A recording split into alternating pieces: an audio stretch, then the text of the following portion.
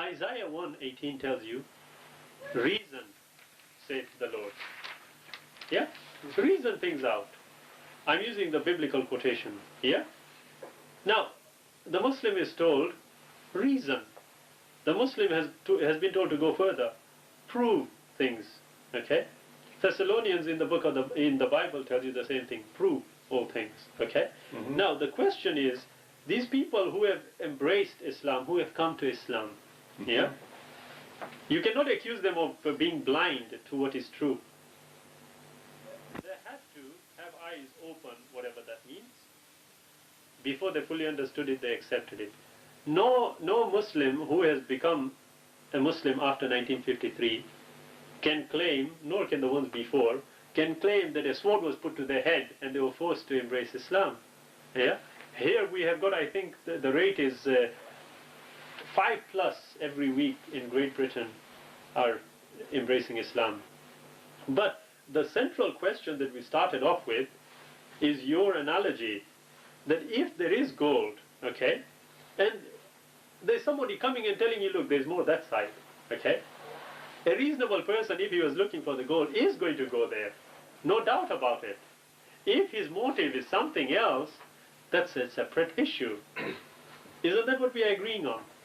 Yes, but we are getting into some areas that I would have some caution on. You may notice that it's a fairly rare circumstance for us to be meeting with Muslims. Why? Because of considerable concern about our bringing the knowledge of the gold in our pile to the Muslims at this time.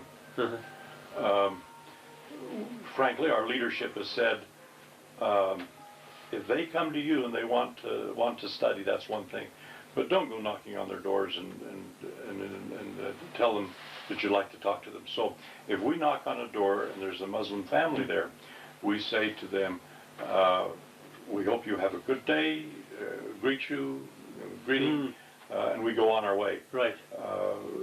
We do not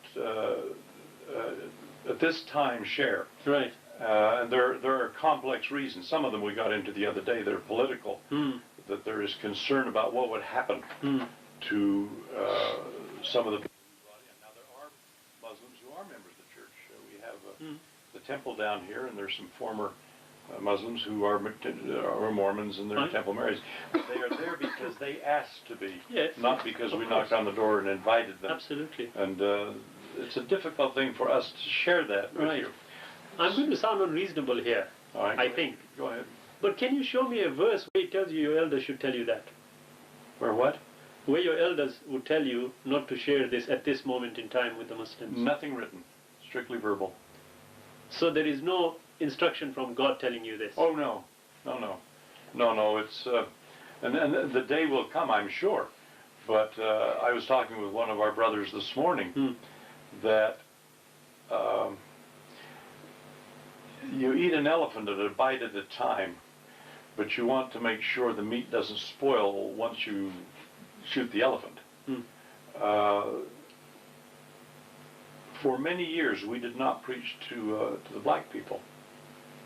We did not go to Africa. What was the reason?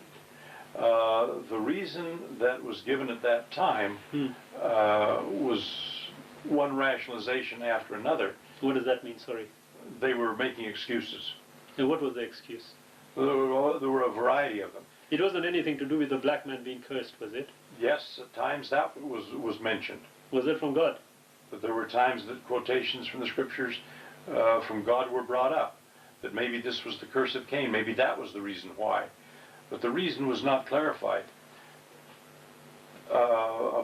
Within my lifetime, President Kimball had a revelation that we should go to Africa. And it was a tough situation.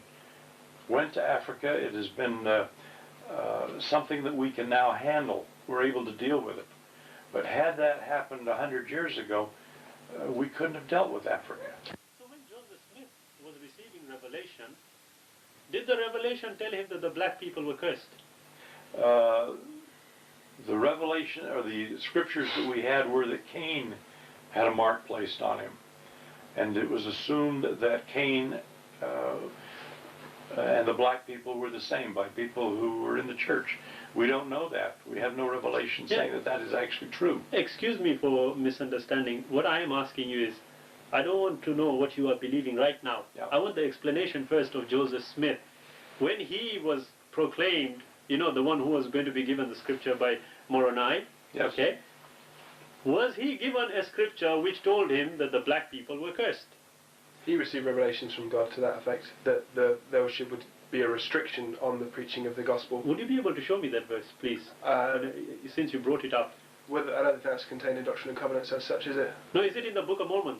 No, it's not in the. Well, there are curses given in the Book of Mormon too. The doctrinal foundation is there in the scriptures, but it would basically it would take a while to go through every instance, which basically actually, if you're looking for a line which says this is the deal, yes, that was received by revelation after these revelations have been given. The thing about the church is that we are constantly receiving revelation from God. That's what sets us apart, right, I predominantly understand. from other Christian churches.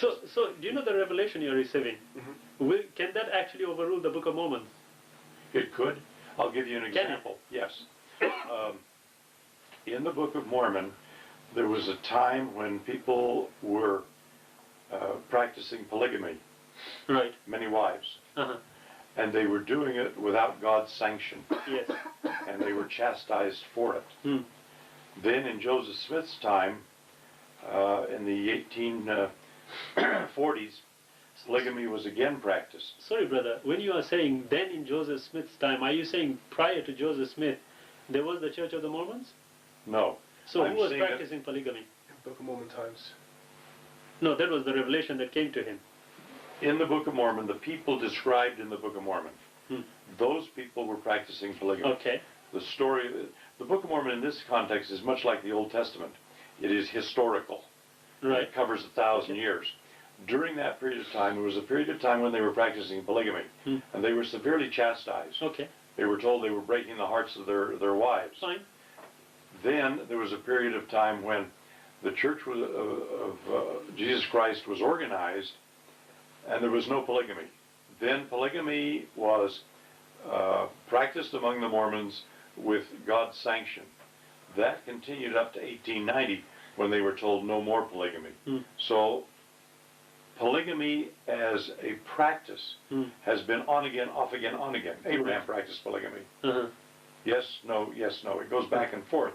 But the purposes of why it is practiced have to be God's purposes that cannot be man's. Right, so when Joseph Smith was given the task of translating the plates, he was told polygamy was okay. Yes, well, after that. It was after. The plates were in 1830. It was sometime after. Right. So are you telling me, correct me if I'm wrong here, are you telling me that each subsequent prophet can actually supersede Joseph Smith? They could. Yeah. When you say they could, no one has so far. Things have... One thing, Joseph Smith actually ordained a couple of black men that were baptized to the priesthood. And after that happened, then the injunction against black men having the priesthood. So in Joseph Smith's own lifetime, he was told, you did it, don't do that anymore. Then, in President Kimball's time, go baptize the black people. Yeah.